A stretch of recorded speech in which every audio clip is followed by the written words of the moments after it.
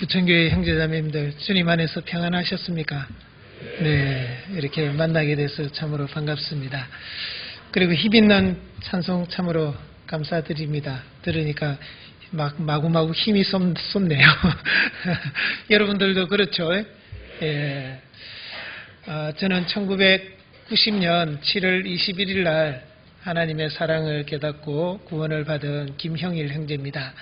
오늘 여러분들과 함께 말씀으로 교제할 수 있도록 시간 허락하시고 또 기회 주신 것 정말 감사하고 또 영광으로 생각합니다. 말씀 듣기에 앞서서 말씀 앞에 나올 때 꼭 가졌으면 하는 두 가지 마음을 먼저 말씀을 드리고 기도하고 시작하고자 합니다. 먼저는 기대하는 마음입니다. 하나님이 오늘 나에게 어떤 말씀을 주실까? 하나님이 주시는 그 말씀을 내가 꼭 얻어먹어야 되겠다라는 그 간절히 기대하는 마음을 가지시기 바랍니다. 시편 81편 10절에 보시면 내 입을 넓게 열라 내가 채우리라고 하셨습니다. 우리가 하나님의 말씀을 얻어먹고자 하는 그 간절한 마음이 크면 클수록 하나님께서 우리에게 더 많은 말씀으로 채워주시겠다라는 약속입니다. 그래서 말씀 앞에 나올 때 항상 하나님이 나에게 어떤 말씀을 주실까 기대하는 마음으로, 그래서 가능하면 앞자리부터 앉는 게 더 좋겠죠.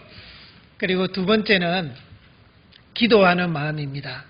우리가 배우고자 하는 이 하나님의 말씀은 우리의 지식으로만은 깨달을 수가 없습니다. 이 성경은 하나님의 감동하심으로 기록된 것이기 때문에 우리의 지식으로만 깨달을 수 있는 것이 아니라 성령께서 도와주셔야 됩니다.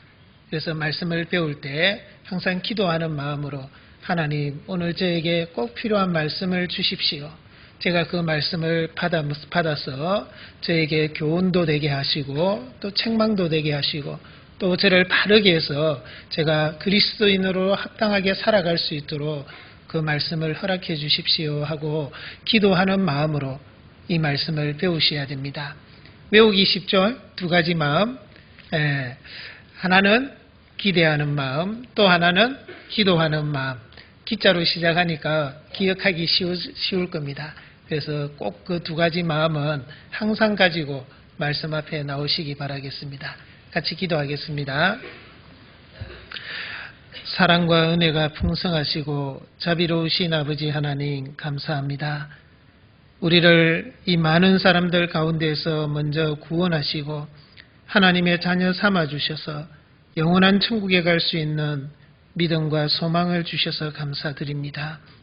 또한 우리를 주님의 몸된 교회 안에 지체 삼아주시고 하나님의 나라와 영광을 위해서 함께 일하고 수고하고 동력하게 해주심도 감사드립니다. 주님 앞에 가는 그날까지 우리의 믿음을 온전히 지키고 하나님의 나라와 의를 위해서 더욱 귀하게 쓰임받는 저희들의 삶이 되게 해주시기를 간구드립니다. 오늘 주일을 맞이해서 우리 부천교회 형제자매님들 하나님의 말씀 앞에 나와 있습니다. 이 시간 우리 각 사람에게 합당한 말씀으로 채워주셔서 그 말씀을 힘입어서 우리가 주님의 자녀로서 더욱 열심히 살아갈 수 있도록 허락해 주시옵소서. 이 부천 지역에 주님의 몸된 교회를 세우셨으니 이 지역에 이뤄진 많은 영혼들에게 우리가 복음을 담대히 전하며 살아가게 해주시고 구원받는 수가 날마다 더할 수 있도록 주께서 은혜를 더하여 주시기를 간구드립니다. 오늘 어떠한 행편에서든지 간에 이 자리에 함께하지 못한 믿음의 식구들도 있는 줄 압니다. 주님께서 형편에 합당한 은혜를 허락해 주셔서 다음 시간에는 모두가 한 자리 한 마음으로 또 한 말씀을 배울 수 있도록 은혜 더하여 주시옵소서. 시종을 주 성령께 친히 의탁하오며 우리를 언제나 사랑하시는 우리 주 예수 그리스도 이름으로 기도드렸습니다. 아멘. 네, 다 같이 성경 빌립보서 4장 말씀을 찾겠습니다. 빌립보서 4장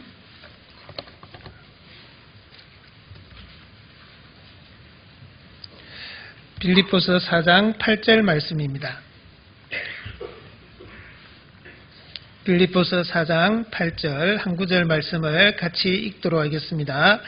정말로 형제들아, 무엇에든지 참되며 무엇에든지 경건하며 무엇에든지 옳으며 무엇에든지 정결하며 무엇에든지 사랑할 만하며 무엇이든지 칭찬할 만하며 무슨 덕이 있든지 무슨 기림이 있든지 이것들을 생각하라.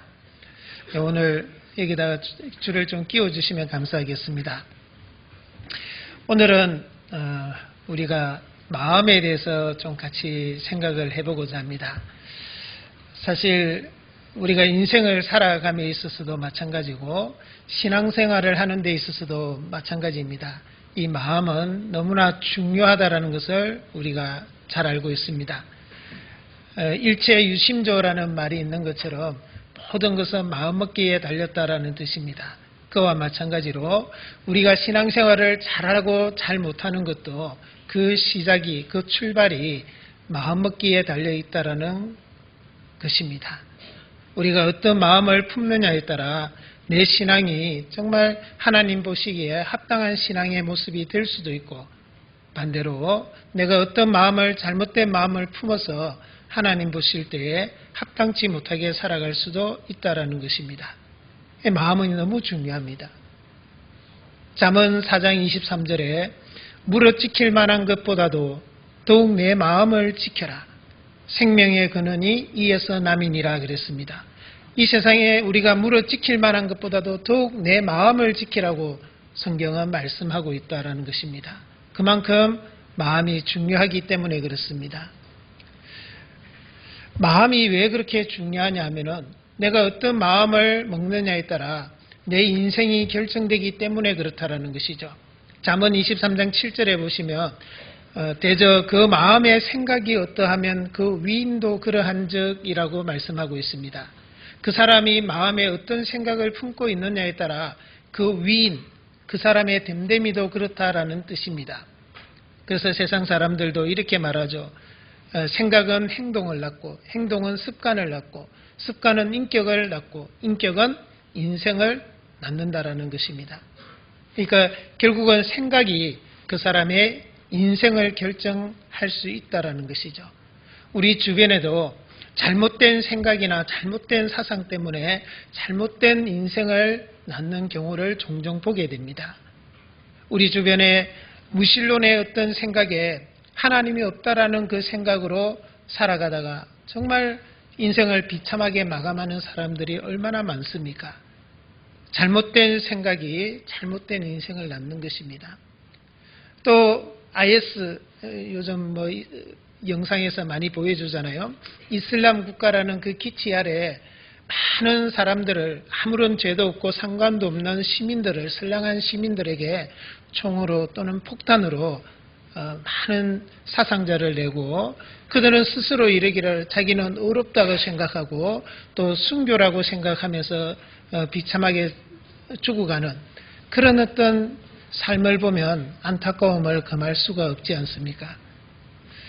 그래서 우리는 이 마음을 참으로 잘 지켜야 된다는 것을 다시 한번 일깨워주는 것입니다. 그런데 우리가 살아가면서 인생을 살아가면서 지켜야 될 것들이 참 많지 않습니까? 우리의 생명도 지켜야 되고 또 우리의 건강도 지켜야 되고 또 나에게 있는 재산이 있다면 재산도 지켜야 되고 또 다른 사람과의 약속도 지켜야 되고 또 우리가 이 세상에 살고 있기 때문에 이 사회에 해당되는 여러 가지 법규들도 지키며 살아야 됩니다. 그런데 하나님께서는 그 어떤 것보다도 더욱 지켜야 될 것이 마음이라는 것이죠. 왜? 마음이 그만큼 중요하기 때문에 그렇습니다. 마음이 그만큼 중요하다는 것을 우리 스스로도 우리가 그것을 항상 생각하고 있어야 됩니다. 마음을 또 지키지 않으면 왜 지키라고 하시느냐는 것을 곰곰이 생각해 보면 지키지 않으면 큰 문제가 생길 수 있기 때문이죠.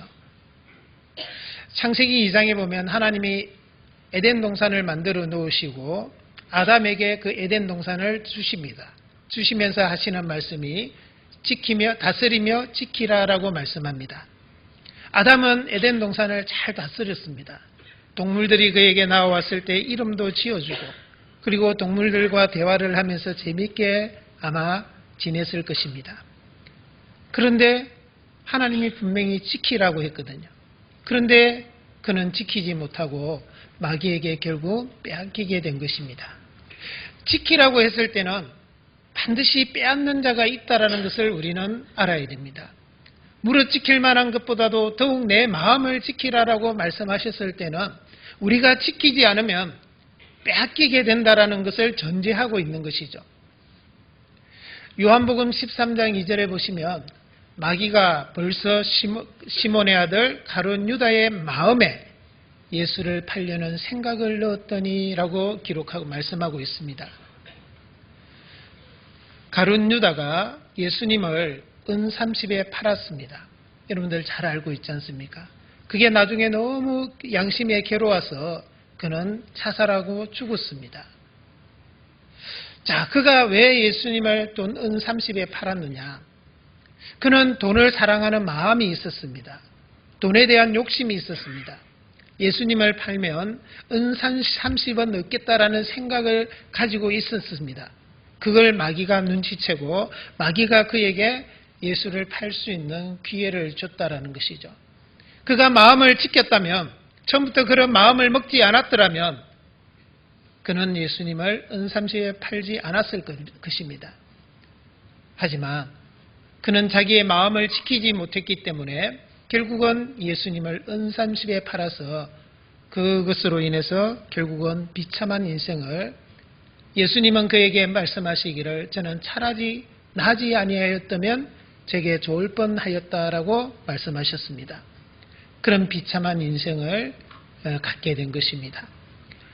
자, 우리도 마찬가지입니다. 우리에게 정말 우리가 어떤 마음을 품고 주님 앞에 살아가느냐, 오늘 하루를 살아갈 때도 마찬가지고 주님 앞에 가는 그날까지도 우리가 이 마음을 어떻게 지키며 살아갈 것이냐 하는 것을 우리는 중요하게 생각하고 또 그것을 위해서 최선을 다하면서 살아야 될 필요가 있다라는 것입니다.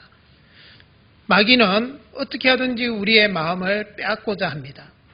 우리는 그 마귀의 어떤 유혹에, 그 마귀의 어떤 여러 가지 시험에서 그것을 잘 견디고 이겨내야 됩니다.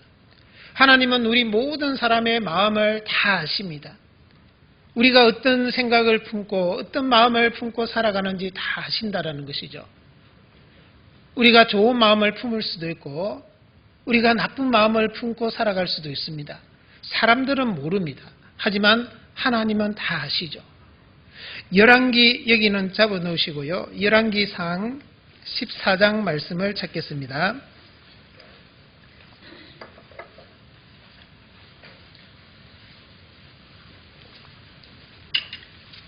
열왕기상 14장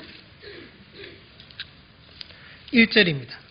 열왕기상 14장 1절 538페이지쯤 됩니다. 538페이지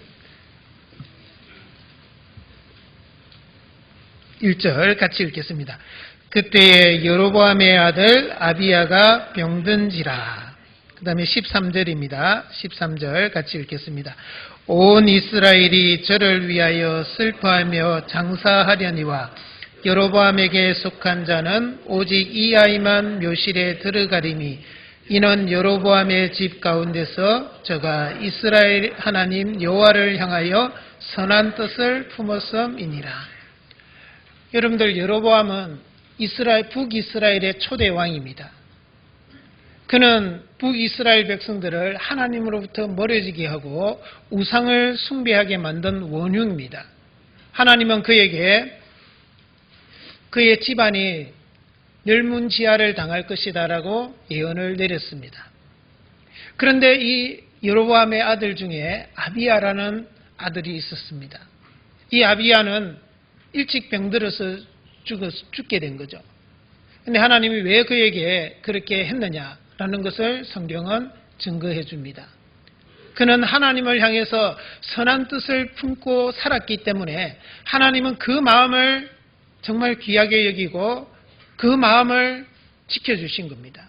그래서 이 아이가 빨리 죽으면 다른 사람이 생각할 때는 불행이라고 생각할 수도 있습니다. 하지만 그는 여로보암에게 속한 모든 가족들 중에 오직 이 아이만 열왕의 묘실에 장사되고 온 백성이 슬퍼하면서 그의 죽음을 애도할 것이다.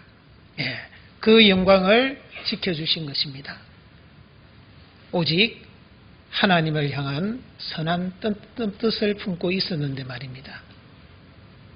자, 우리에게도 마찬가지죠. 우리가 인생을 살아가면서 또 신앙생활을 해가면서 우리는 우리의 마음에 어떤 마음을 품고 살 것이냐, 또 우리의 마음을 어떻게 지키며 살 것이냐 하는 이 문제를 정말 심각하게 중요하게 생각하면서 살아야 되는 것입니다. 그래서 우리의 마음을, 우리의 생각을 지키는 것도 노력해야 되고, 또 우리의 마음에 어떤 생각을 품어야 될 것이냐, 이 문제를 같이 한번 생각을 해보고자 합니다. 다시 빌립보서 4장으로 돌아갑니다. 빌립보서 4장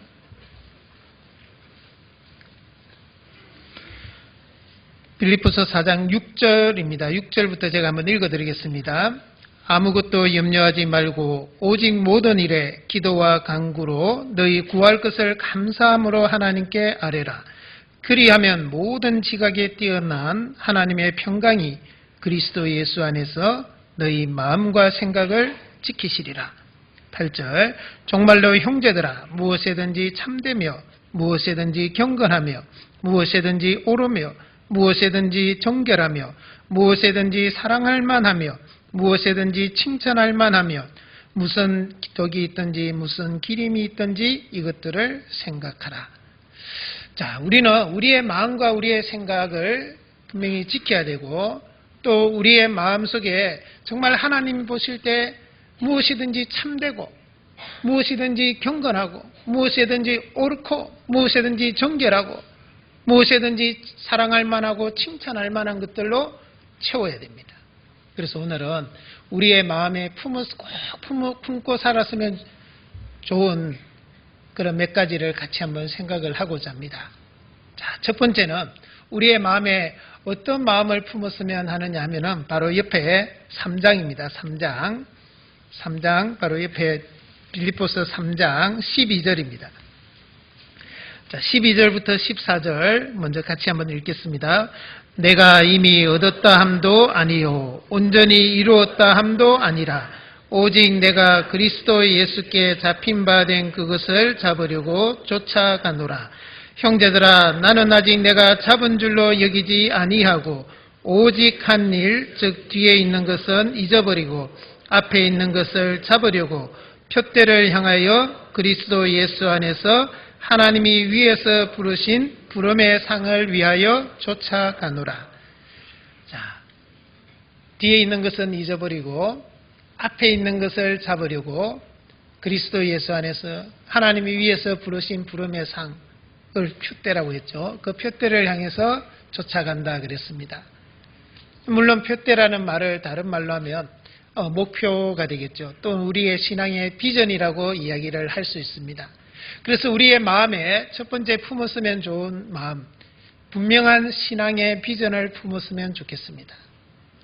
저와 여러분들은 신앙의 비전을, 신앙의 목표를 확실하게 세우고 살아가야 될 필요성이 있는 사람들입니다.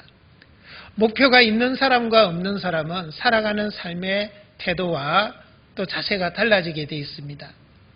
잠언 29장 18절에 보시면 묵시가 없으면 백성이 방자히 행하거니와 라고 말씀하고 있습니다.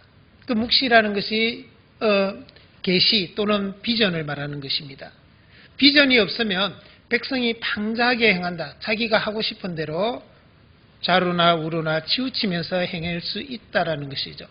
우리가 그런 삶을 살지 않으려면 우리에게 분명한 신앙의 비전, 사도 바울은 앞에 있는 그 표대를 향해서 내가 쫓아간다. 표대만을 바라보고 쫓아가겠다. 그 어떤 것이 나를 방해하더라도 나는 그것에 아랑곳하지 않고 오로지 앞만 보고 달리겠다라는 그런 강한 의지를 내포하고 있는 것입니다. 우리의 신앙의 비전을 확실히 정해야 됩니다. 우리가 잘 알고 있는 조각가 중에 미켈란젤로를 잘 아실 겁니다. 이 미켈란젤로가 14살 때에 조각을 더 배우기 위해서 스승 지오바니 밑으로 들어가서 배우게 됩니다. 스승 지오바니가 딱 보니까 천재성이 있다는 것을 알았습니다. 그래서 그에게 질문을 했습니다. 미켈란젤로, 너는 어떤 조각가가 되기를 원하느냐? 미켈란젤로가 이렇게 이야기합니다. 예, 저는 유명한 조각가가 되고 싶습니다. 그렇다면 유명한 조각가가 되기 위해서는 너는 무엇이 필요하다고 생각하느냐? 예, 재능과 기술이라고 생각합니다. 그 이야기를 들었던 지오바니 스승이요, 아니다, 부족한 것이 있느니라 하고 나를 따라오너라 하고 데리고 나갑니다. 밖으로 데리고 나가서 두 곳을 들립니다. 한 곳은 많은 사람이 들고 나는 술집 앞에 있는 조각품을 하나 보여줍니다. 그리고 그 다음에는 교회당 앞에 있는 조각품을 하나 또 보여줍니다. 그리고 질문을 3번이나 합니다. 너는 어떤 조각품을 만들고 싶으냐? 그는 3번이나 되뇌입니다. 예, 하나님을 위하여, 하나님을 위하여, 하나님의 영광을 위하여 만들겠습니다 하고 다짐했습니다. 그는 그때 분명한 목표를, 비전을 세웠던 것입니다. 그래서 그는 죽을 때까지 오로지 하나님과 관련된 하나님의 영광을 위해서 그의 재능을 썼던 것입니다. 우리도 마찬가지입니다. 우리가 개인적으로 내가 어떤 신앙의 비전을 품고 살아갈 것이냐, 나는 정말 어떤 그리스도인이 되고 싶으냐, 내가 주님 앞에 가는 그날까지 어떤 삶을 살고 싶으냐, 우리는 마음에서부터 정해야 되는 것입니다. 하나님의 영광을 위해서 우리는 살아야 되는 큰 목표를 다 가지고 있습니다. 그런즉 너희가 먹든지 마시든지 무엇을 하든지 다 하나님의 영광을 위하여 하라라고 고린도전서 10장 31절에 말씀하고 있기 때문에 우리 모든 그리스도인들은 하나님의 영광을 위해서 당연히 살아야 됩니다. 그러나 조금 더 구체적으로 우리는 비전을 세워가야 됩니다. 다윗과 같이 하나님의 마음에 합한 사람, 그리고 우리는 좀 더 구체적으로 나아가서 내가 하나님 앞에 어떤 삶을 살 것이냐, 그리고 우리의 성경에 나오는 믿음의 선진들의 모습을 보고 나는 모세와 같이, 나는 다윗과 같이, 나는 사도 바울과 같이 그런 삶을 살아야 되겠다. 아니면 우리 자매님들은 루디아라든지 다비다라든지 성경에 나오는 본이 될 만한 많은 믿음의 선진들이 있습니다. 그뿐만 아니라 기독교 역사의 2000년의 역사 가운데서 정말 하나님을 위해서 열심히 그리고 최선을 다해서 살았던 많은 선진들이 있습니다. 오로지 전도를 위해서 또 선교를 위해서 한 몸을 바친 그런 많은 사람들이 있지 않습니까? 우리나라를 위해서도, 우리나라 선교를 위해서도 많은 외국 선교사들이 들어와서 자기의 생명을 바쳤습니다. 이 양화진에 가더라도 그런 외국인 그 선교사 묘지가 있잖아요. 그런 것을 보면 정말 복음을 위해서 그 자신뿐만 아니라 그 가족까지도 희생하고 헌신했던 많은 그 복음의 선진들, 우리는 그들의 삶을 본받고 또 우리의 신앙의 비전으로 세우는 것도 필요합니다. 또한 우리의 가정도 마찬가지입니다. 우리가 결혼을 해서 한 가정을 이루는 것도 그냥 우리 두 사람 또는 우리 가족들끼리 잘 먹고 잘 살고 그것이 목적이 되어서는 안 되는 것입니다. 여호수아 24장에서는 여호수아는 이렇게 외칩니다. 오늘날 너희가 섬길 자를 택하라. 나와 내 집은 여호와를 섬기겠노라. 오로지 하나님만 섬기는, 예수만 가장이 되는 그런 가정을 우리는 만들어 가야 됩니다.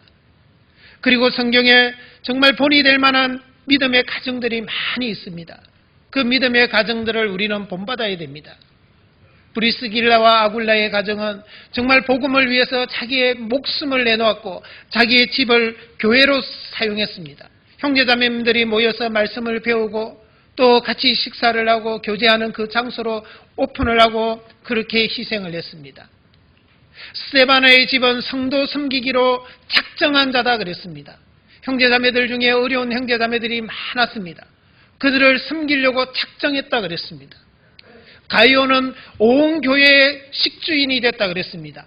먹고 하는 모든 것을 책임지겠다라는 마음을 먹고 그 가정을 희생했던 것입니다. 초대교회에 그런 많은 가정들이 있었기 때문에 복음이 활발하게 전해지고 수가 3,000명이 더하고 또 5,000명이 더하고 그런 역사가 나타났던 것은 틀림없는 것입니다. 또한 우리는 우리가 속해 있는 이 교회가 교회의 비전도 공유해야 되고 이 교회가 어떤 모습으로 어떤 교회가 되어야 될 것인가를 같이 생각하고 또 같이 만들어 가야 되는 것입니다. 성경에 많은 교회의 모습이 나옵니다. 근데 그 교회의 모습들이 다 다양하고 다르죠. 우리가 잘 아는 요한계시록 2장 3장에 나오는 아시아의 7교회를 보십시오. 처음에 나오는 에베소 교회부터 에베소, 스무나, 버가모, 그 다음에 뭐죠? 루아디라, 그 다음에 사대, 그 다음에 빌라델비아, 마지막에 라오디게아 교회까지 7개의 교회가 쭉 보면 모습들이 다 다릅니다. 주님이 책망만 하는 교회도 있고 어떤 데는 책망과 칭찬을 받는 교회도 있고 칭찬만 받는 또 교회도 있죠. 스무나 교회와 빌라델비아 교회는 칭찬만 받았습니다.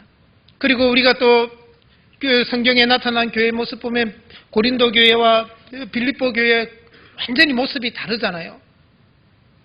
자, 그렇다면 내가 속해 있는, 저와 여러분이 속해 있는 이 교회가 어떤 교회의 모습이 되었으면 좋겠는가 하고 우리 스스로도 그것을 깊이 생각하고 또 그것을 위해서 기도하고 또 그런 교회를 만들기 위해서 우리가 함께 노력해 가는 것이 필요하다라는 것입니다. 내가 속해 있는 이 교회가 어떤 모습의 교회가 될 것이냐, 어떤 교회의 모습이 되었으면 좋겠습니까? 정말 좋은 교회, 본이 되는 교회, 주님 보실 때 정말 훌륭한 교회가 되기를 원하지 않습니까? 사도 바울은 고린도후서 8장 9장에 보시면 마게도냐에 있는 교회들을 칭찬하고 있습니다. 그들은 정말 극심한 가난 가운데서도 막 많은 열심으로요, 많은 연보, 넘치는 연보를 해서 많은 사람들에게 격동이 되었다 그랬습니다. 그리고 빌립보 교회는 사도 바울이 선교하러 다닐 때 한 번, 두 번뿐만 아니라 필요할 때마다 그를 도와줬다고 그랬습니다. 칭찬하고 있습니다. 자, 그런 교회가 있는 반면에 고린도 교회는 사도 바울이 먹고 할 게 없어서 먹고 살기 위해서 복음을 전한다라든지 얼마나 사도 바울을 힘들게 했습니까? 그들은 도와주지도 않았습니다. 그래서 사도 바울은 고린도 지역에서는 일을 하면서 복음을 전했습니다. 장막 긁는 일을 하면서 말입니다. 다른 교회에서는 그렇게 안 했습니다. 그런데 고린도 교회 성도들은 안 도와주고 사도 바울을 비난하고 사도 바울을 전혀 대접하지 않았다는 것을 알 수 있습니다. 자, 우리는 이런 모습을 보면서 내가 속한 교회가 어떤 교회가 되어야 될 것인가를 더 함께 고민하고 함께 만들어 가야 되는 것입니다. 그래서 우리가 그러기 위해서는 이 교회가 얼마나 소중하고 중요하다는 것을 우리 스스로 알아야 됩니다. 그리고 이 교회를 누구보다도 더 사랑하는 그런 우리들이 되어야 됩니다. 여러분들 교회가 얼마나 소중하고 얼마나 중요한지 아십니까? 하나님께서는 이 교회는 살아계신 하나님의 집이요, 진리의 기둥과 터라고 말씀하고 있습니다. 살아계신 하나님의 집이고 진리의 기둥과 터다. 이 교회가 아니었더라면 우리가 어떻게 구원을 받을 수 있었겠습니까? 이 교회가 아니었더라면 우리가 어떻게 신앙생활을 할 수 있었겠습니까? 이 교회가 아니면 내가 전도했던 그 영혼이 어떻게 구원받을 수 있었겠습니까? 오로지 하나님이 교회를 통해 주시는 하나님의 은혜고 축복입니다. 그 교회를 우리는 누구보다도 더 사랑하는 마음을 가져야 됩니다. 교회가 우리를 위해서 존재하는 것이 아닙니다. 우리가 교회를 위해서 존재하는 것입니다. 여러분들, 교회가 나에게 무엇인가를 해주기를 바라지 마시고요, 내가 교회를 위해서 무엇을 할 수 있는가를 생각해야 되고 내 자신이 교회 안에서 어떤 의미를 찾아가야 되고 존재의 의미를 우리는 발견해 가야 됩니다. 이 지체가 몸을 위해서 있는 것이지 몸이 지체를 위해서 있는 것이 아닙니다. 여러분들, 이 손이 자기의 진정한 의미를 찾고 그 역할을 제대로 하려면 몸에 붙어 있어야 됩니다. 몸에 붙어 있지 않는 손은 아무런 의미가 없는 것입니다. 몸에 붙어 있을 때 이 손을 통해서 글을 쓰기도 하고 음식을 먹기도 하고 물건을 들 수도 있는 도구가 될 수 있습니다. 근데 이것이 떨어지는 순간 아무짝에도 쓸모없는 지체가 되어버리는 것입니다. 우리는 몸된 교회의 지체입니다. 교회를 위해서 우리가 무엇을 할 것인가? 교회 안에서 나는 어떤 의미가 어떤 역할을 할 것인가? 그것을 우리는 깊이 생각해야 됩니다. 역할이 없는, 기능이 없는 지체는 없습니다. 하나님이 우리를 구원해 주실 때는 교회를 위해서 또 복음을 위해서 꼭 필요하기 때문에 구원해 주신 것입니다. 그래서 우리는 교회 안에서 자기의 존재 의미를 계속 찾아가야 됩니다. 하나님이 나를 이 교회 안에서 무엇을 하시기를 원하시는 것일까? 생각해야 됩니다. 그래서 어떤 기회가 되었을 때 내가 원하는 어떤 봉사를 하려고 하시지 마십시오.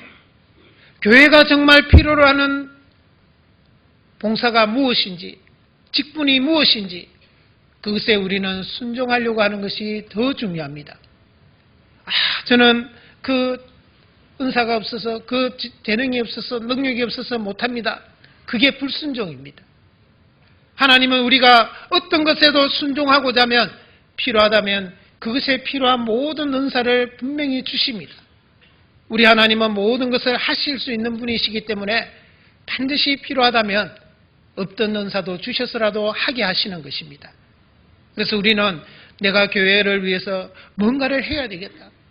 정말 필요한 것이 있다면 꼭 해야 되겠다라는 그런 마음을 가지는 것이 더 중요하다는 것을 알아야 됩니다. 그래서 우리는 우리의 몸과 마음을요, 교회 가운데 푹 담가버려야 됩니다. 우리 부천교회가 잘 되는 일이라면 내가 그 어떤 수고와 희생도 아끼지 않겠다라는 그런 마음의 결심을 딱 세워야 됩니다. 그리고 부천교회를 위해서 내가 뼈를 묻어야 되겠다. 그런 형제자매, 그런 가정이 많이 나와야 이 교회가 더 든든히 세워져 가고 이 교회가 주님을 위해서 주님 보실 때 또 합당한 교회, 아름다운 교회, 훌륭한 교회로 성장해 갈 수 있다는 것을 우리는 생각해야 됩니다. 그래서 우리의 마음에 개인적으로나 가정적으로나 교회적으로 분명한 신앙의 비전을 품고 살아야 됩니다. 두 번째, 우리의 마음에 또 어떤 마음을 품었으면 좋겠느냐 하면은요, 시편 119편을 한번 찾겠습니다. 시편 119편.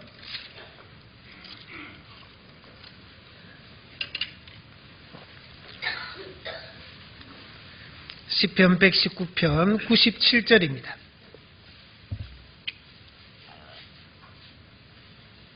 시편 119편 97절 말씀 같이 읽겠습니다. 내가 주의 법을 어찌 그리 사랑하는지요. 내가 그것을 종일 묵상하나이다. 그리고 131절입니다. 131절 똑같이 읽겠습니다. 내가 주의 계명을 사모함으로 입을 열고 헐떡였나이다. 자, 우리 마음에 이제 두 번째, 우리 마음에 이 말씀처럼요, 지금보다입니다.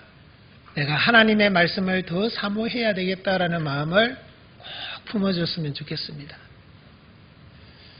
우리 교회는 정말 어느 교회보다도 말씀을 중심하고 말씀을 제일로 하는 교회입니다.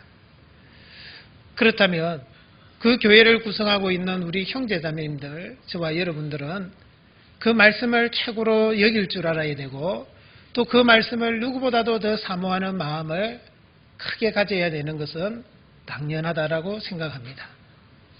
오늘 이 말씀처럼 내가 입을 열고 헐떡였나이다. 아마 이 강아지를 키워보신 분들은 조금 이해가 더 빠를 것 같습니다. 주인이 강아지가 좋아하는 간식이나 음식을 탁 들고 오면요, 그 강아지는 그것을 얻어먹기 위해서 정말 온갖 재롱도 부리고, 그래도 안 주면 막 헐떡이고 그래도 안 되면 막 하여튼 무슨 수를 쓰더라도 침을 흘리면서까지도요. 그것을 얻어먹고자 그렇게 노력합니다.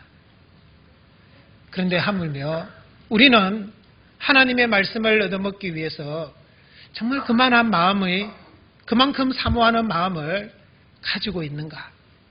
우리 스스로에게 한번 자문해 보시고 또 자답해 보시기 바랍니다. 나는 정말 하나님의 말씀을 그만큼 사모하고 있는가? 그렇지 않다면 우리는 그 마음을 바꿔야 됩니다. 내가 지금보다 하나님의 말씀을 더 사모해야 되겠다. 더 사랑해야 되겠다라는 그 마음을 꼭 품어줘야 됩니다. 하나님의 말씀이 정말 우리의 삶 가운데서 최고로 높아져야 됩니다. 시편 138편 2절에 보면 주께서 주의 말씀을 주의 모든 이름 위에 높게 하셨다라고 말씀하고 있습니다. 주님께서도 주님의 모든 이름보다도 주님의 말씀을 더 높여놨다라는 뜻이죠. 하물며 우리는 우리의 삶 속에서 하나님의 말씀을 그보다도 더 높이며 살아야 되지 않겠느냐라는 것입니다. 여러분들 풍요 속의 빈곤이라는 말을 들어보셨죠? 우리가 교회적으로는 말씀이 풍성하게 전해집니다. 주일날 1시간 반 듣는 것이 결코 쉬운 것이 아닙니다. 그리고 짧은 시간이 아닙니다. 수요일날 또 1시간 반 이상 말씀 듣는 것이 결코 적은 것이 아닙니다. 우리가 또 때마다 어떻습니까? 주일 구역 모임, 조모임, 그리고 각 이제 회별 모임 때마다 말씀이 전해집니다. 그런데 교회적으로는 말씀이 풍성함에도 불구하고 우리 개인적으로는 말씀의 빈곤에 허덕일 수 있다라는 뜻입니다. 우리가 오늘 하루를 살아가면서 또는 우리의 인생을 살아가면서 정말 필요할 때, 말씀이 꼭 필요할 때 그 말씀은 생각나지 않고 오로지 자기 속에 내 옳은 대로 행하는 그런 우리의 모습이 없지 않은지 우리는 우리 자신을 살펴봐야 됩니다. 순간순간 하나님의 말씀이 꼭 필요함에도 불구하고요. 우리는 그 말씀을 생각하고 그 말씀에 따라 행동하기보다는 내가 보기에 옳은 것, 내가 보기에 더 나은 것, 그것을 선택하고 그것을 따라 행하지 않느냐 말입니다. 잠언 14장 12절에 있는 말씀처럼 어떤 길은 사람의 보기에 바르나 필경은 사망의 길이니라. 예, 우리는 우리 눈에 좋아 보이고 내 생각에 옳아 보이는 걸 따라가다가 큰 낭패를 당할 수가 있다라는 것입니다. 그래서 지금 우리는 지금보다도 우리 하나님의 말씀을 더 사모하는 마음을 가져야 되는데 이제 그것이 구체적으로 행동으로 나타나야 됩니다. 내가 정말 하나님의 말씀을 사모하는 마음이 있다면 그것이 실제적으로 삶 속에서 행동으로 나타나야 되는데 가장 중요한 것은 주일과 수요일 말씀입니다. 여러분들 주일 말씀, 수요일 말씀을 100% 내가 출석하고 들어야 되겠다라는 마음의 목표를 꼭 세워야 됩니다. 그리고 그것을 빠지지 않으려고 내가 많이 노력해야 됩니다. 학생이요, 학교 잘 안 가고 수업 자주 빠지면 죄송합니다. 공부 잘하기는 걸렸습니다. 그죠? 학생이요, 학교도 자주 빠지고 수업도 자주 빠지는데 어떻게 공부를 잘하겠습니까?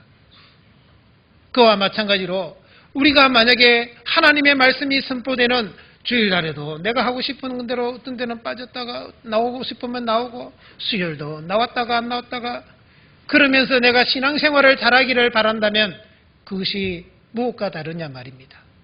결코 잘할 수가 없는 것입니다.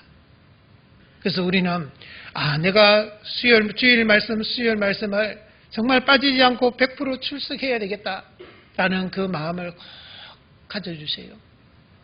마귀는요, 계속 우리의 마음을 유혹해 옵니다. 야, 오늘 누구 결혼식인데 꼭 가봐야 되지 않느냐고. 오늘 누구 칠순 생신인데 꼭 가봐야 되지 않냐고. 오늘 누가 돌아가셨는데 오늘 꼭 가봐야 되지 않냐고. 가야지 하고 계속 여러분들의 마음을 부추길 것입니다. 그것도 주일날 말입니다. 그런데 우리는 그것을 이겨내야 됩니다. 그런 어떤 그게 별것 아닌 것 같은데 그걸 한 번, 두 번 용납하다 보면요, 이 말씀 시간을 빠지는 것을 아주 이제 심상하게 생각해 버립니다. 한 번 빠지기가 어렵지요. 한 번 빠지고 나면 이거 지난번에도 빠졌는데 뭐 그 마음이 들어온다니까요. 마귀는 그것을 물고 늘어져서 우리가 신앙생활 자꾸 못하도록, 또 주일날 빠지고 수요일날 빠지도록 계속 그런 핑계거리를 주는 겁니다. 오늘도 아마 마귀가요, 그런 시험을 준 경우가 많을 겁니다. 제가 여기 와서 말씀을 전할 걸 마귀도 알고 있거든요.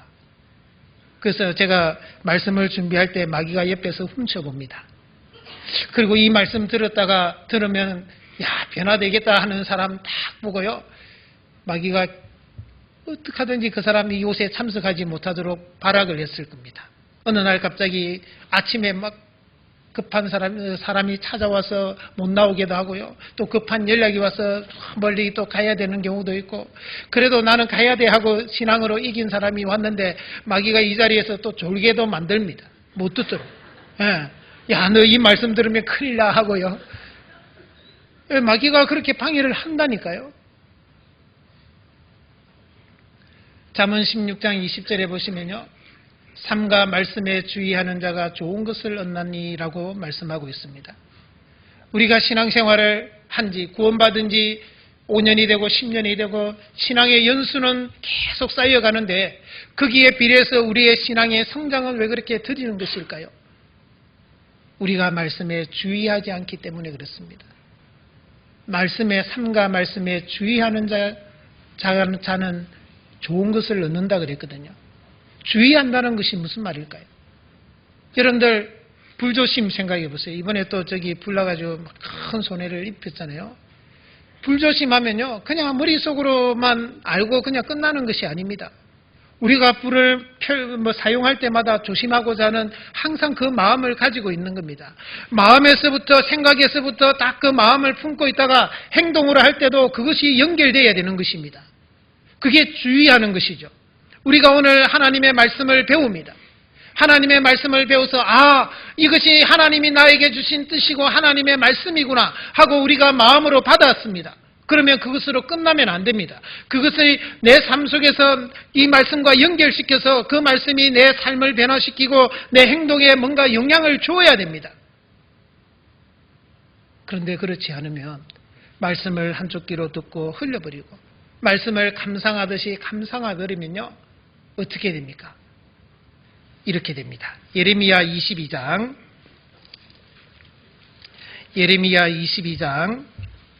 페이지 1085페이지 예레미야 22장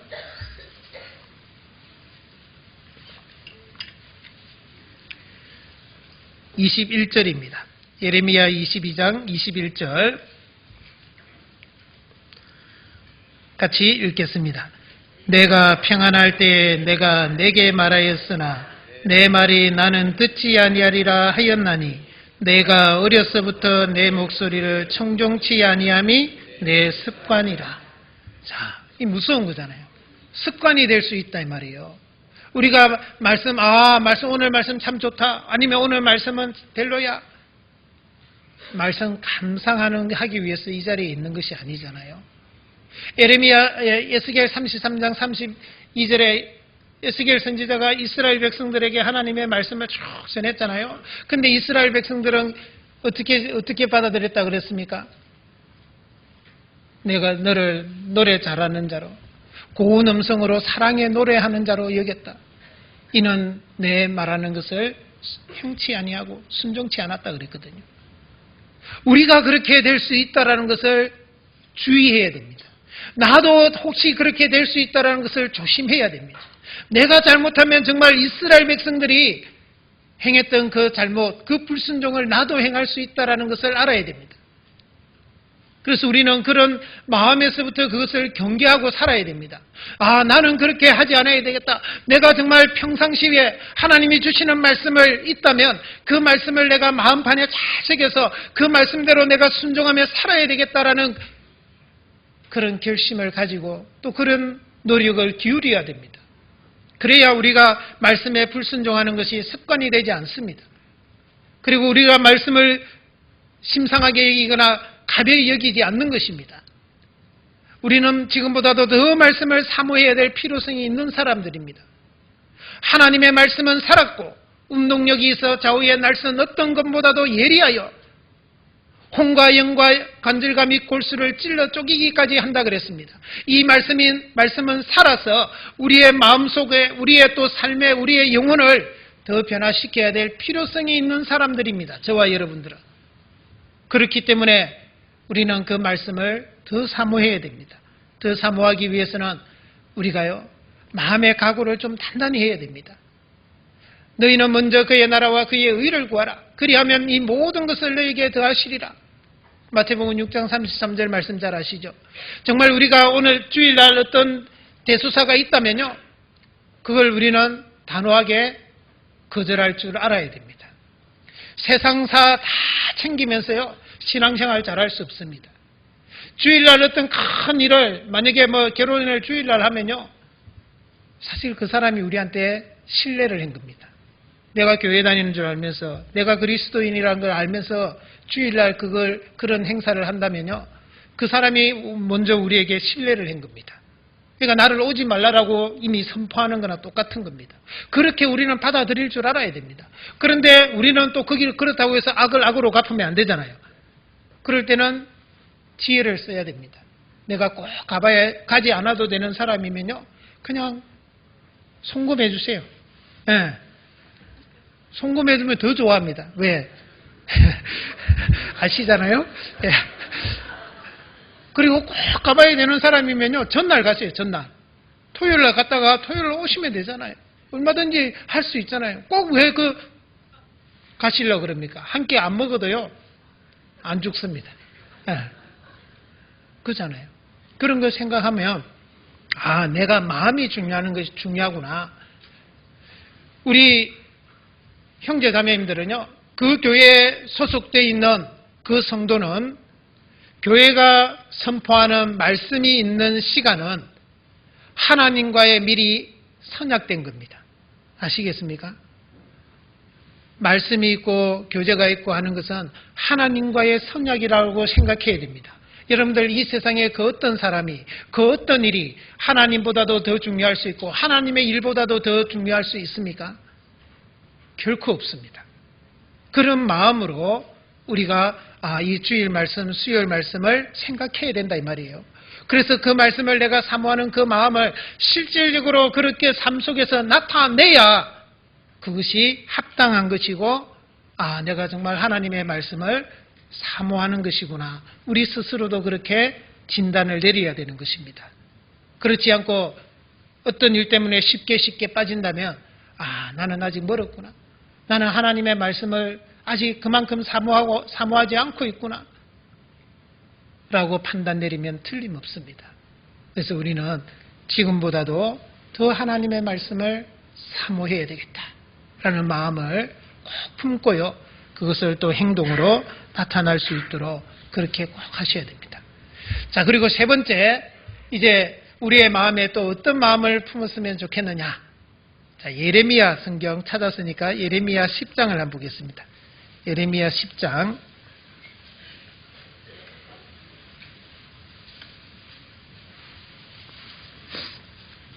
예레미야 10장 19절 말씀입니다.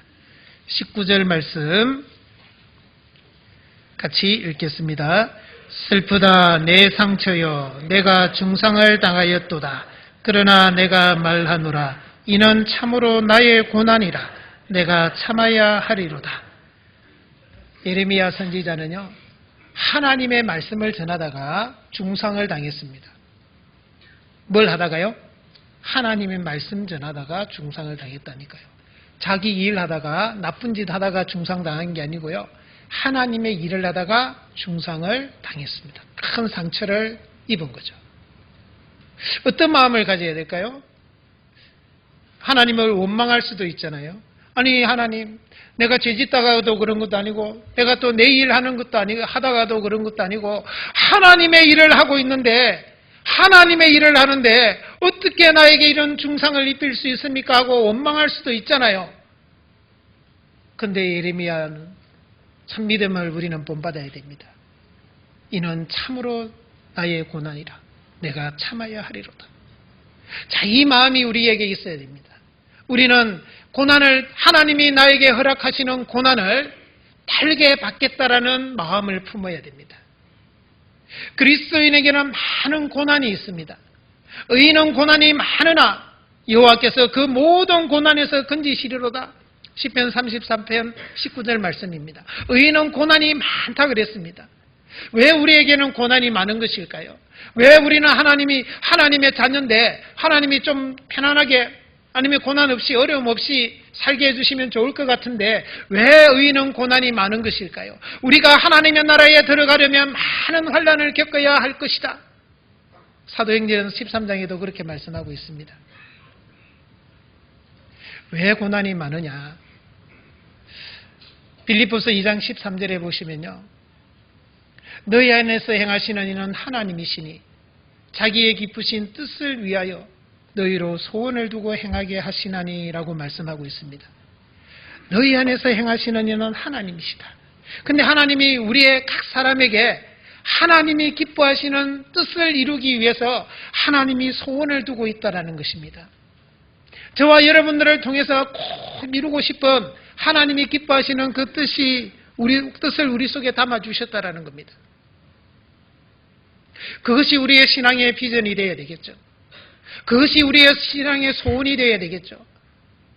그런데 문제는 그것을 이루기 위해서는 우리의 신앙이, 우리의 믿음이 자라야 됩니다. 신앙이 어리고 자라지 않는 상태에서는 그 하나님의 기뻐하시는 뜻을 결코 이룰 수 없습니다. 그래서 하나님은 우리의 신앙이 자라도록 하기 위해서 우리에게 가장 필요한 고난을 주시는 것입니다. 그 고난을 통해서 우리가 하나님을 의지하는 법도 배우게 하시고요.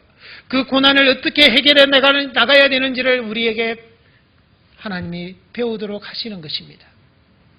욥기 23장을 보겠습니다. 욥기 23장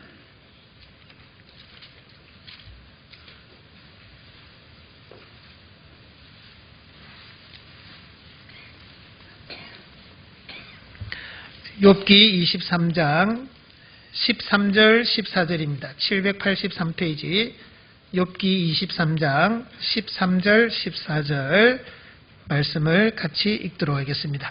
그는 뜻이 일정하시니 누가 능히 돌이킬까?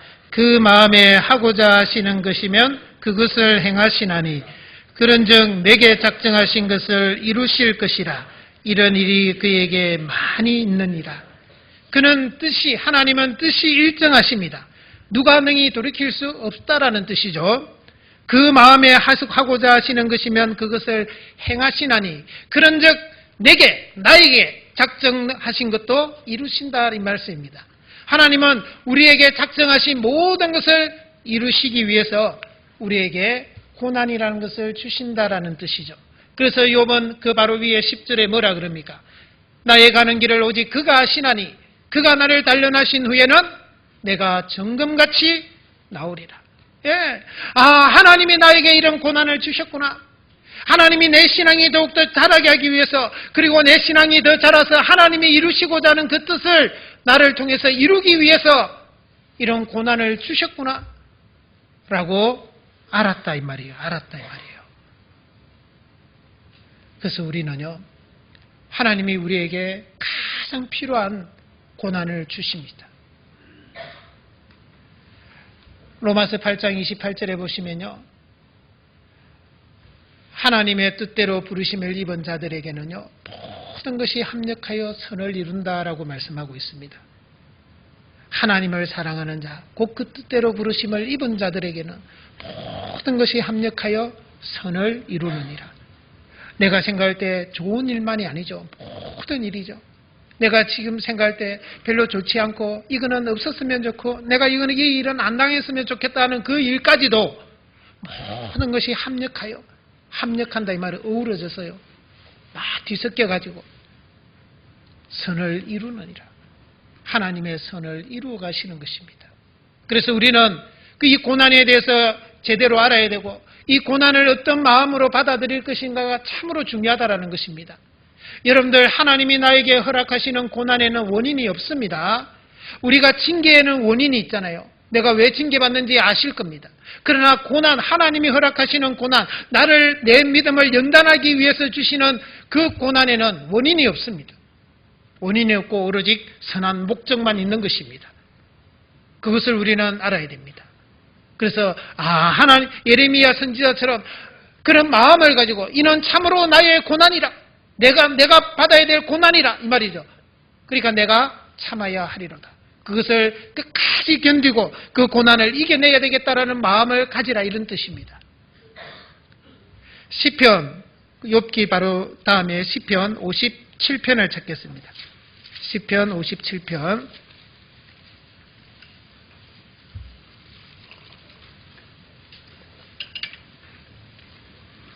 시편 57편 6절 7절입니다.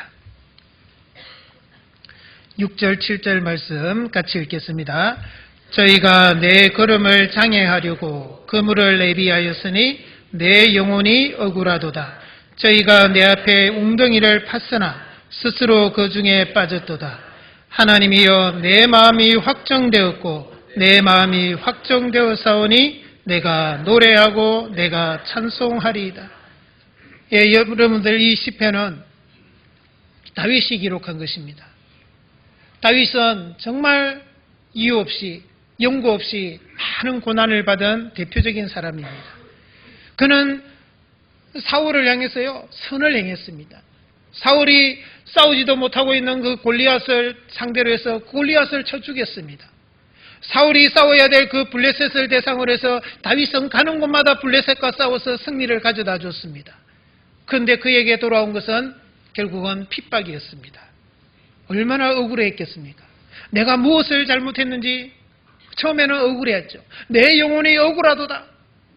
그런데 다윗이 하나님 앞에 곰곰이 생각해 봤던 겁니다. 왜 나에게 이런 일이 일어나는 것일까? 왜 나에게 이런 일이 닥치는 것일까? 곰곰이 생각해 보니까 깨달은 것이 있죠. 하나님이 허락하신 것이구나. 그때 다윗의 마음이 확정되었습니다. 하나님이여, 내 마음이 확정되었고 내 마음이 확정되었사오니, 그러기 전에는요 억울하다 그랬거든요. 그런데 확정되고 나니까 상황은 변동이 없습니다. 여전히 사울이 자기를 죽이려고 하고 많은 사람이 자기의 대적자가 되어 있습니다. 환경은 그대로입니다. 그런데 마음이 바뀌었습니다. 마음이 확정되었습니다. 그러니까 내가 노래하고 내가 찬송하리이다. 바뀌는 겁니다. 우리의 마음도 그러해야 됩니다. 하나님이 나에게 허락하신 것이구나. 이것은 내가 받아야 될 고난이구나. 우리는 그것을 생각하고 그것에 마음을 두어야 됩니다. 우리 주변에 일어나는 모든 일에 우리는 만사의 일희일비하면 안 됩니다. 어떤 내가 생각할 때 지금 좀 좋아 보이는 일이라고 막 너무 기뻐할 필요 없습니다. 내가 지금 안 좋다고 생각하는 것 때문에 너무 슬퍼하고 힘 빠져 있을 이유가 없습니다. 인생지사 세옹지마와 같다 그랬습니다. 사람의 일은 세옹의 집에 있는 말과 같다라는 뜻이죠. 세옹이라는 것은 변방의 한 노인을 말하는 것입니다. 변방 세자에다가 할아버지 옹자입니다. 어느 변방 지역에 한 노인이 살고 있었습니다. 그에게 말 한 마리가 있었죠. 그런데 어느 날 그 키우던 말이 집을 나가버린 것입니다. 동네 사람들이 와서 그에게 말했습니다. 위로했습니다. 참 안 됐다고. 어쩌다 그런 일을 당했냐고. 그런데 이 노인은 이렇게 이야기했습니다. 이 일이 축복이 될는지 누가 알겠소 하고 태연했습니다. 그리고 몇 달 후에 그 말이요, 집 나간 말이 준마 한 피를 데리고 온 것입니다. 그 소식을 들은 또 동네 사람들이 와서 노인에게 또 축하해 줬습니다. 근데 노인은 이 일이 화가 될는지 누가 알겠어 하면서 또 걱정스러워하고 했습니다. 그러다가 몇 달 후에 말타기를 좋아하던 자기 아들이요, 그 준말을 타다가 말에서 떨어져서 다리가 부러져서 장애가 됐습니다. 이 소식을 들은 동네 사람들이 또 와서 위로를 했습니다. 그러니까 이 할아버지는 또 뭐라고 그랬겠습니까? 이 일이 복이 될는지 누가 알겠어. 이렇게 하면서 아주 태연하게 담담하게 받아들이는 겁니다. 그러다가 약 1년 후에 그 나라에 큰 전쟁이 일어났습니다. 그 동네의 대부분의 젊은이들은 그 전쟁터에 나가서 다 목숨을 잃었습니다. 그런데 이 아들은 말에 떨어져서 다리에 장애를 입은 까닭에 전쟁터에 나가지 않았고 죽지 않고 잘 살았다라는 이야기입니다. 그게 인생지사 세옹지마의 뜻입니다. 내용입니다. 이것이 잘 될지 저것이 잘 될지 우리는 모릅니다. 모르기 때문에 우리는 어떻게 해야 됩니까? 하나님께 맡겨야죠. 하나님께 맡기는 것이 가장 지혜로운 겁니다. 하나님이 나에게 이런 고난을 주신 것에는 분명한 목적이 있다는 것을 우리는 믿어야 됩니다. 하나님은 선하신 분이기 때문에요. 하나님은 결코 내가 정말 하나님을 향해서 올바른 마음을 가지고 살아간다면, 내가 하나님을 위해서 선한 뜻을 가지고 살아간다면 결코 내가 잘못되게 하지 않는 분이다라는 것을 우리는 믿어야 됩니다. 그리고 하나님이 허락하신 그 고난을 우리는 담담하게요 받아들여야 됩니다. 여러분들, 진주가 어떻게 만들어지는 줄 아시죠? 진주조개 속에 이물질이 탁 박히면요, 박혀서 만들어진다는 거 아시잖아요. 그런데 문제는 이 진주조개가 다 진주를 만드느냐? 아니다라는 사실이죠. 진주조개 속에 이물질이 탁 박히면요, 이 진주조개는 선택해야 됩니다. 뭘 선택해야 될까요? 내가 이 아픔과 고통을 이길 것이냐, 너무 고통스러우니까 포기할 것이냐, 그걸 선택하는 겁니다. 이 고통을 내가 도저히 못 이기겠다, 견디기 힘들어, 못 이기겠어, 포기하면요, 그때부터는 진주조개가 썩기 시작하죠. 그리고 죽습니다. 그러나 내가 이 고통을 이겨야 되겠다, 참아야 되겠다, 견뎌야 되겠다 라고 하면요, 그때부터 조개 살 속에 낙하로는 호르몬이 분비되기 시작합니다. 그리고 그 호르몬이 그 이물질을 계속 감싸게 되죠. 그렇게 해서 만들어지는 것이 진주입니다. 왜 하나님이 진주를 그렇게 만들어 놓았을까요? 저와 여러분들에게 교훈해 주시려고요. 교훈해 주시려고. 나에게 하나님은 불현듯 어떤 때는 느닷없이 갑자기 고난이 찾아옵니다. 내가 원치 않은 고난이 찾아올 수도 있습니다. 내가 어떤 때는 감당하기 힘들다라고 생각하는 고난이 찾아올 수도 있습니다. 여러분들, 그럴 때 어떻게 해야 될까요? 그 고난 가운데서 우리는 그 고난을 피해야 되겠습니까? 여러분들, 피한다면 그것은 참으로 어리석은 겁니다. 우리는 찢기를 제거해야 될 것이 많이 필요한 사람들이잖아요. 그래서 하나님께 맡기면서, 하나님, 저에게 필요한 것을 다듬어 주세요. 하나님은 선하신 분이시니까, 하나님은 전지전능하신 분이니까 하나님이 해결해 주세요 하고 해야 됩니다. 사무엘상 1장에는 한나가 나옵니다. 한나의 모습을 우리는 배워야 됩니다. 엘가나라는 남편에게 두 아내가 있었죠. 한나와 브닛나입니다. 한나는 자식이 없었고 브닛나는 자식을 낳았습니다. 그런데 이 엘가나가 브닛나보다도 한나를 더 사랑한 겁니다. 자기에게 자식을 낳아준 여자보다도 자식을 낳지 못하고 있는 이 여자를 더 사랑합니다. 그러니까 브닛나는 얼마나 열받았겠어요. 그러니까 열받은 걸 어떻게 했어요? 한나에게 보복합니다. 한나를 심히 격동했다 그랬습니다. 얼마나 힘들게 했다면요, 심히 격동했다 그랬거든요. 근데 그 한나는 가면 그것을 어떻게 받아들여야 될까요? 한나는 그것을 자기의 육신의 방법대로 해결할 수도 있습니다. 자기 또 생각대로 할 수도 있죠. 남편이 나를 더 사랑하니까 내가 남편한테 고자질을 해서 저 여자를 쫓아내야 되겠다, 그렇게 할 수도 있습니다. 또 안 되면요, 그래 너 죽고 나 죽자 하고 한번 대판 싸울 수도 있습니다. 한나가 힘이 더 셀 수도 있으니까요. 그리고 또 안 되면요, 그래도 안 되면 내가 질 것 같으면 보따리 싸들고 집에 친정으로 가버릴 수도 있잖아요. 근데 한나는 그렇게 하지 않았습니다. 한나가 어떻게 해결했죠? 사무엘상 1장을 한번 보겠습니다. 사무엘상 1장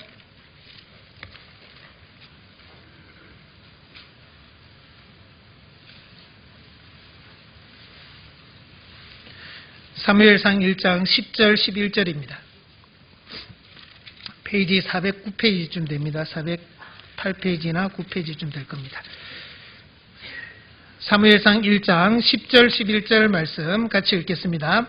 한나가 마음이 괴로워서 여호와께 기도하고 통곡하며 서원하여 가로되 만군의 여호와여 만일 주의 여종의 고통을 돌아보시고 나를 생각하시고 주의 여종을 잊지 아니하사 아들을 주시면 내가 그의 평생의 그를 여호와께 드리고 삭도를 그 머리에 대지 아니하겠나이다. 자, 한나는요, 자기에게 다가온 이 고난을 하나님이 나에게 주신 기회로 삼은 거죠. 그래서 그 어려움을 하나님께로 그대로 가져왔습니다. 하나님께 울면서 통곡하면서 서원하면서 기도했습니다.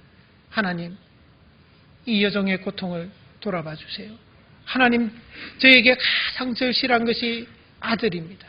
아들을 주십시오. 아들을 주시면 그 아들을 하나님께 평생 하나님께 드리겠습니다. 소원했습니다. 그리고 하나님이 그에게 아들을 주셨습니다. 어떤 아들이었죠? 사무엘입니다. 잘 아시죠? 정말 하나님 사무엘 얼마나 대단한 선지자입니까? 사무엘은 그 입으로 한 말을 한 말도 땅에 떨어지지 않도록 하나님이 해주셨습니다. 어떻게 그런 일이 있을 수 있습니까? 사무엘이 한 말은 하나도 땅에 안 떨어졌다 이 말은 거짓말 공수표를 날린 적이 한 번도 없다 이 말이잖아요. 다 사무엘이 하는 말대로 다 되게 해줬다 이 말이잖아요. 대단한 아들을 주신 겁니다. 여러분들, 오늘날 내가 당하는 고난이 있습니까? 하나님이 나에게 허락하신 그 고난을 우리는 어떻게 받아들여야 되겠습니까? 이 한나처럼 그 하나님께 그대로 가지고 가세요. 하나님, 저 이렇습니다. 정말 이 고난을 하나님 제가 이길 수 있게 해주시고 정말 하나님이 도와주십시오. 그러면 제가 하나님 이렇게 살아가겠습니다. 하고 하면요, 하나님이 우리를 통해서 제2의 제3의 사무엘을 태어나게 해주실 것입니다. 우리는 내가 받는 그 고난을 이 복음으로 연결시켜야 됩니다. 전도로 연결시켜야 됩니다. 빌립보서 보기 전에 디모데 후서를 먼저 한번 보겠습니다. 디모데 후서 1장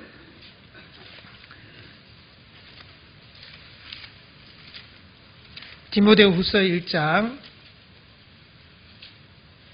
8절입니다. 디모데 후서 1장 8절 같이 읽겠습니다. 그러므로 내가 우리 주의 증거와 또는 주를 위하여 갇힌 자 된 나를 부끄러워 말고 오직 하나님의 능력을 쫓아 복음과 함께 고난을 받으라. 물론 이 말씀은 복음을 위하여 또 복음과 함께 고난을 받으라 이런 뜻입니다. 그러나 우리가 달리 생각해보면 내가 받는 그 고난을 복음과 연결시키고 복음과 함께하는 고난이 되도록 하는 것이 중요하다 이 말이에요. 내가 지금 당하는 그 고난은 하나님이 누군가를 전도하기 위해서 하나님이 나에게 주신 고난이다라고 생각하고 그 고난을 내가 이겨낸다면 하나님이 그 영혼이 거듭나도록 그 영혼이 구원받도록 해주실 것이다라는 그 믿음을 가지고 우리는 그 고난을 이겨내야 되는 것입니다. 그렇게 여겨도 틀림없습니다. 그렇게 했을 때 하나님은 정말 사무엘과 같은 하나님 앞에 귀하게 쓰임받는 새로운 영혼을 우리에게 붙여주시고 그 영혼이 태어날 수 있도록 도와주실 것입니다. 그리고 우리 마음에 이제 네 번째 어떤 마음을 품었으면 좋겠느냐? 빌립보서 4장으로 가봅니다. 4장 아까 끼워두셨죠? 빌립보서 4장 2절입니다. 이제 빌립보서 4장 2절 같이 읽겠습니다. 내가 유오디아를 권하고 순두개를 권하노니 주 안에서 같은 마음을 품어라. 자, 이제 우리 마음에요, 품었으면 하는 마음, 주 안에서 같은 마음, 한 마음을 품었으면 좋겠습니다. 우리가 신앙생활을 해 나가다 보면, 특히 이제 교회 가운데서도 직분을 행하고 또 봉사를 하다 보면 어떻습니까? 우리의 서로의 생각과 서로의 뜻이 안 맞을 때도 있습니다. 또 서로에게 상처를 주고받을 때도 있습니다. 더 나아가서는 형제자매들 간에도 말다툼을 할 수도 있고 서로 이제 정말 다퉈서 보니 안 보니 하고 그럴 수도 있습니다. 우리가 그렇게 연약한 사람이라는 것을 우리는 알아야 됩니다.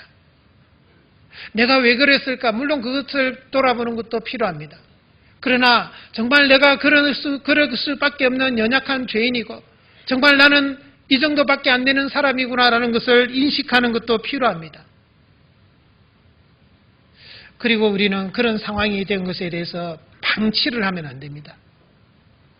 내가 잘못을 하고 내가 누군가의 상처를 두고 누군가로부터 상처를 받았는데 가만히 두면 안 됩니다. 그럴 때 필요한 것이 무엇입니까? 교제입니다. 교제. 서로 교제해야 됩니다. 정말 감정이 막 앞섰을 때는요, 서로 잠깐 이렇게 쉬는 것이 필요합니다. 그 쉬는 타임이 필요하죠. 그러나 곰곰이 주님 앞에 가서 생각해 보면, 아, 내가 잘못했구나 하는 마음이 들 때요, 가서 교제의 손을 내밀어야 됩니다. 형제님, 또 자매님, 제가 정말 이렇게 해서 죄송합니다. 제가 생각을 잘못했습니다. 하고 누군가에게 상처를 줬다면 그 상처를 우리는 낫게 해줘야 됩니다. 보듬어 줘야 됩니다. 그리고 내가 누군가를 미워하고 누군가를 판단했다면요, 그것에 대해서도 또 잘못을 시인을 해야 됩니다. 그래서 우리는 진실한 교제를 항상 할 줄 아는 그러한 어떤 관계가 되어야 됩니다. 진실한 교제를 하지 못하면요, 서로 간에 이제 교제가 흩돌게 되는 것입니다. 그러면 주 안에서 같은 마음을 품는다라는 것은 불가능한 것입니다.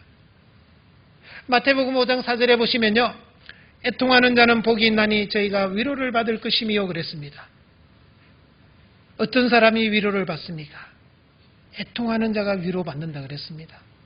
애통한다는 것이 무슨 말이죠? 슬퍼하고 아파하는 거죠. 우리가 어떨 때 슬퍼하고 아파해야 됩니까? 물론 구원받기 전에 우리가 죄 때문에 슬퍼하고 아파했을 것입니다. 그래서 하나님이 우리를 구원해 주셔서 진정한 위로를 주셨습니다. 하지만 그것으로 끝나는 것이 아닙니다. 구원받은 이후에도 우리가 하지 말아야 될 것을 했을 때 애통해야 됩니다. 우리가 해야 될 일을, 마땅히 해야 될 일을 하지 않았을 때도 애통해야 됩니다. 그래야 위로의 복을 주시는 겁니다.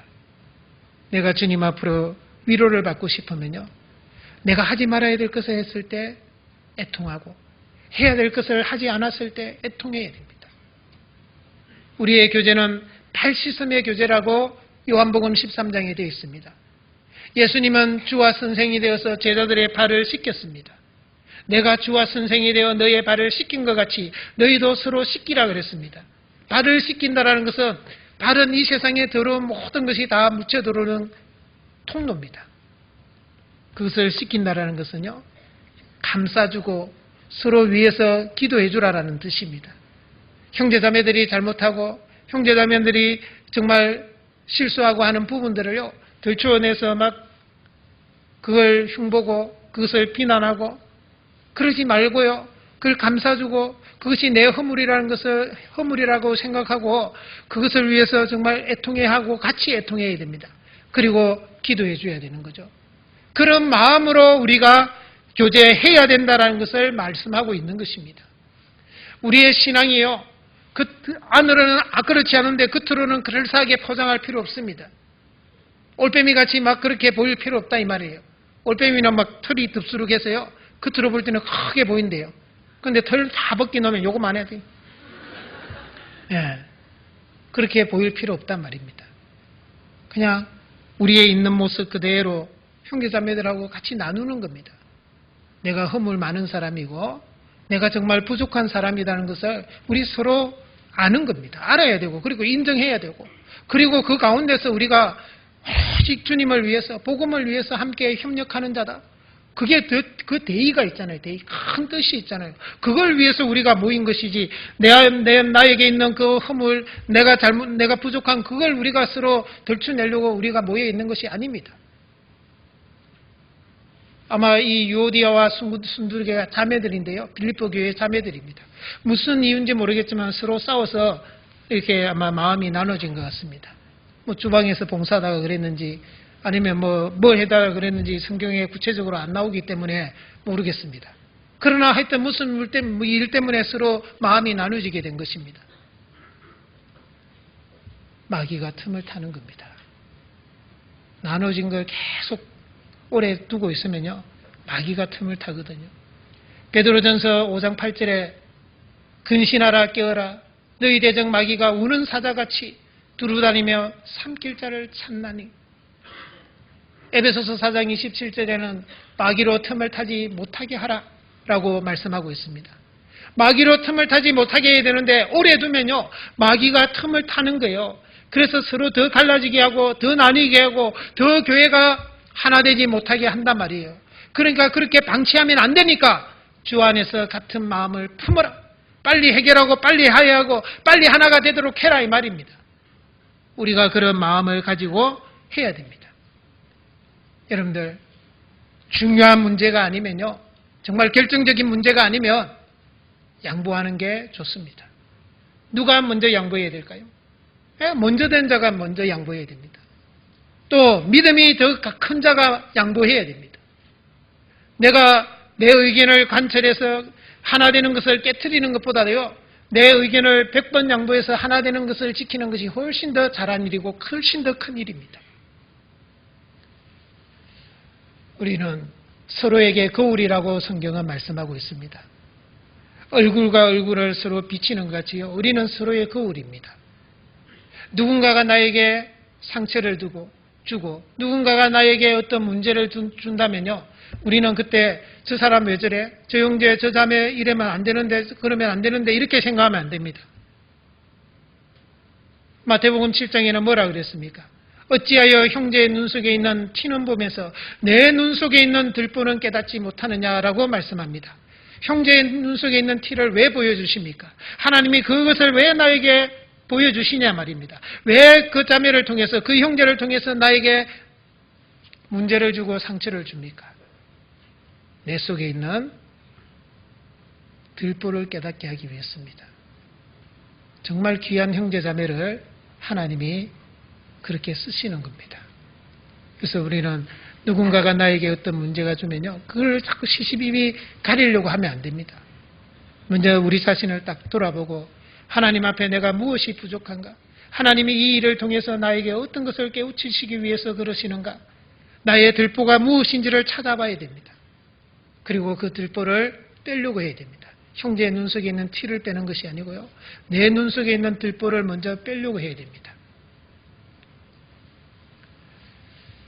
잠언 25장 4절에는요, 은에서 찢기를 제하라. 그리하면 장식에 쓸만한 그릇이 나올 것이요 라고 말씀하고 있습니다. 우리는 정말 많은 찢기가 있는 사람들입니다. 하나님은 우리를 귀한 작품을 만들기를 원하십니다. 그런데 그 은에서 찢기를 제하지 않으면 아무리 작품을 만들어 놔봐야 그것은 나중에 다 틈이 생겨서 쓸 수가 없는 겁니다. 그 찢기를 제했을 때 우리의 순도가 높아지면 높아질수록 하나님은 우리를 더 귀하게 쓸 수 있는 것입니다. 그래서 우리가 더 귀하게 쓰임받기 위해서 우리는 하나님이 나에게 주신 그런 어떤 부분을 잘 활용을 해서 그걸 기회로 서로 싸우고 서로 다투고 서로 막 마음이 갈라지는 그런 상황을 만드는 것이 아니라 더 하나 되게 만들고 또 나 자신을 깎는 그런 과정을 만들고, 그래서 우리에게 유익이 되고 또 교회에 유익이 되는 그런 쪽으로 항상 생각하고 해결해 가야 되는 것입니다. 주 안에서 같은 마음을 품어야 됩니다. 그래야 우리가 우리 교회를 통해서 복음이 더 전해지게 되어 있습니다.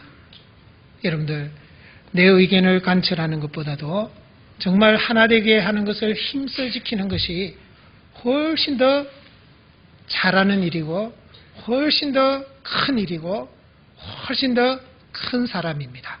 틀림없습니다. 주 안에서 큰 사람입니다. 그런 사람이 우리가 되어야 됩니다. 그런 그리스도인이 되어야 됩니다. 그래서 오늘 제가 정말 우리 마음에 품었으면 좋겠다는 4가지를 말씀을 드렸습니다. 하나는 분명한 신앙의 비전 품어주시고요. 그 다음에 지금보다 말씀을 더 사모해야 되겠다라는 그 마음, 또 3번째는 하나님이 나에게 허락하신 모든 고난, 그 어떤 것이라도 내가 달게 받아야 되겠다. 그리고 마지막에 우리는 주 안에서 한 마음, 마음을 하나 되도록 내가 하나 되어야 되겠다. 주 안에서 하나 되어야 되겠다. 라는 그 마음을 꼭 품고 살아갔으면 합니다. 그렇게 했을 때 하나님은 우리를 분명히 더 귀하게 쓰시고 또 우리 교회를 통해서 더 큰 일을 해 나가실 것입니다. 그것을 바라보고 꼭 그렇게 해 나가시기 바라겠습니다. 같이 기도하겠습니다. 주님 은혜 감사합니다. 오늘도 저희들에게 귀한 말씀을 허락해 주셨습니다. 이 배운 말씀을 우리 마음에 깊이 새기고 우리가 그 말씀을 우리의 삶 가운데서 연결시키고 또 실천해 갈 수 있도록 지혜를 주시고 또 능력을 더하여 주시기를 간구드립니다. 우리 부천교회 형제자매님들 정말 교회를 사랑하고 또 교회를 위해서 많은 수고와 희생을 아끼지 않아 이 복음이 날로 날로 전해지고 하나님께 더 영광을 돌리는 정말 훌륭한 교회를 만들어갈 수 있도록 주께서 도와주시고 인도해 주시옵소서. 교회가 하고자 하는 모든 일에 주님께서 앞서 행해 주시고 또 우리 형제자매님들 그 일을 위해서 한 마음으로 합력하며 살아갈 수 있도록 도와주시옵소서. 또 교회를 세우고 형제자매님들을 또 섬기는 이 일을 위해서 우리 김연숙 담임 목사님 더 많은 지혜와 또 용기와 또 능력을 더하여 주셔서 그 일을 잘 감당할 수 있도록 주님께서 도와주시기를 간구드립니다. 우리를 사랑하시는 예수님의 이름으로 기도드렸습니다. 아멘. 예, 같이 찬송하겠습니다. 찬송가 507장입니다. 찬송가 507장.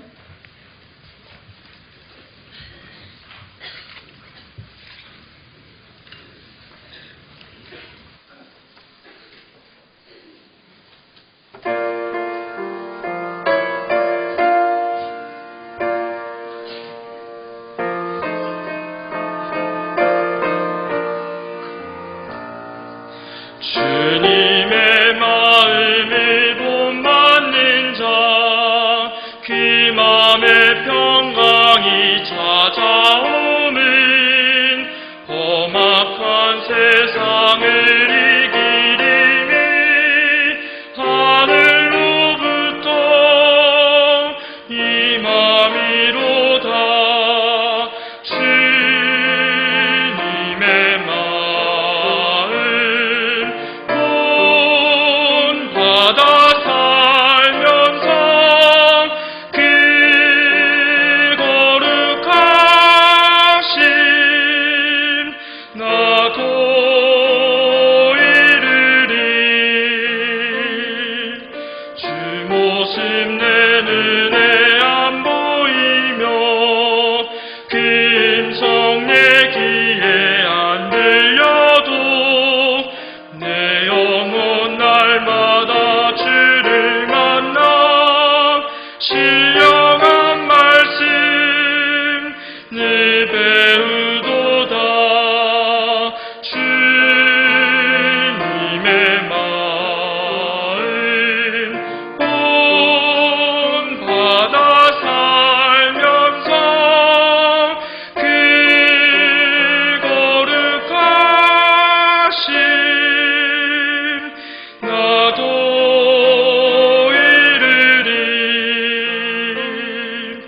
가는 길 거치고 험하여도 내 맘에 불평이 없어지면 십자가 고난을 이겨내신 주님의 마음 본받음이라.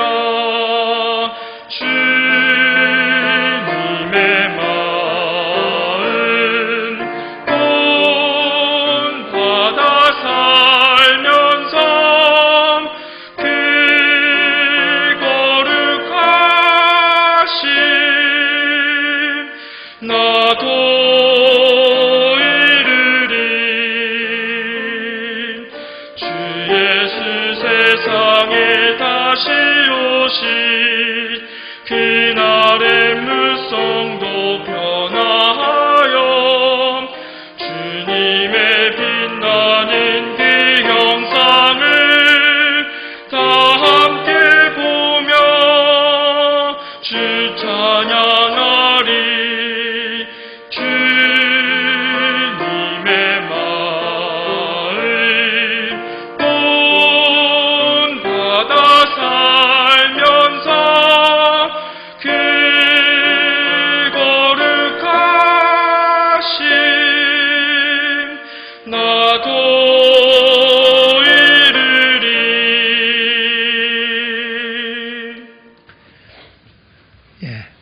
앞에 광고 있겠습니다.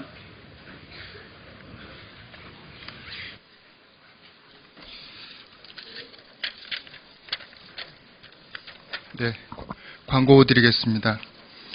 부천교회 전도 집회 광고입니다. 14구역 집회가 4월 22일 월요일부터 4월 26일 금요일까지 오후 7시 30분에 김도영 목사님께서 말씀해 주십니다. 같은 기간에 62구역 집회도 같이 있습니다. 유한민 형제 가정에서 김학영 전도사님께서 말씀 전해 주십니다. 13구역 집회입니다. 4월 29일 월요일부터 5월 3일 금요일까지 오후 7시 30분 정유경 자매님 가정에서 김도영 목사님께서 말씀 전해 주십니다. 같은 기간에 53구역 집회도 같이 있습니다. 이덕일 형제님 가정에서 있습니다. 강사는 김학영 전도사님이십니다. 교제 안내는 소식지를 참고해 주시기 바랍니다. 오늘 모임 안내입니다. 은장의 임원 모임이 오후 1시 30분 베데스다에서 있습니다. 전체 임원 모임이 오후 2시 중강당에서 있습니다. 전도 상담부 모임이 오후 4시 30분 중강당에서 있습니다. 주간 모임 안내입니다. 어머니 원래회가 11일 목요일 오전 10시에 중강당에서 있습니다. 영유아부 모임이 12일 금요일 오전 10시 30분에 주화진 자매님 댁에서 있습니다. 청년의 모임이 13일 토요일 오후 7시 중강당에서 있습니다. 다음 주 모임 안내입니다. 부서별 모임이 오후 2시 각 부서별 지정된 장소에서 있습니다. 제자교육부 5강이 오후 2시 믿음관 302호에서 있습니다. 구역장 부서장 모임이 오후 3시 중강당에서 있습니다. 충계 수양의 실시 안내입니다. 4월 12일 금요일부터 4월 15일 월요일까지 3박 4일간 있습니다. 장소는 공주 갈릴리 수양관입니다. 참석 전도인은 김도영 목사님, 김학영 전도사님, 이경준 전도사님이십니다. 그래서 같이 기도해 주시면 감사하겠습니다. 태국 방콕 교회 DVD 집회 안내입니다. 4월 3일 수요일부터 4월 7일 오늘까지 4박 5일간 숙박 DVD 집회가 방콕에서 진행됩니다. 치앙마이 지역에서도 26분 정도가 참석 중입니다. 집회를 위해서 함께 기도해 주시면 감사하겠습니다. 교육관 건축원금 참여 안내입니다. 지난 한 해 동안 어려운 여건과 환경 속에서도 주님을 사랑하는 마음으로 헌금에 참여해 주신 모든 분께 진심으로 감사드립니다. 4월부터는 올해 초에 작정하신 대로 교육관 건축원금에 동참해 주시고 많은 기도와 관심과 기도로 함께 해 주시기 부탁을 드리겠습니다. 담임 목사님이신 김효수 목사님은 지금 경주교회 집회 중이십니다. 봉사회장님도 가족 전도를 위해서 같이 참여하고 계십니다. 올라오는 길 안전하게 올 수 있도록 함께 기도해 주시면 감사하겠습니다. 구역별로 3분 교제 후에 맛있는 식사하시기 바랍니다. 감사합니다.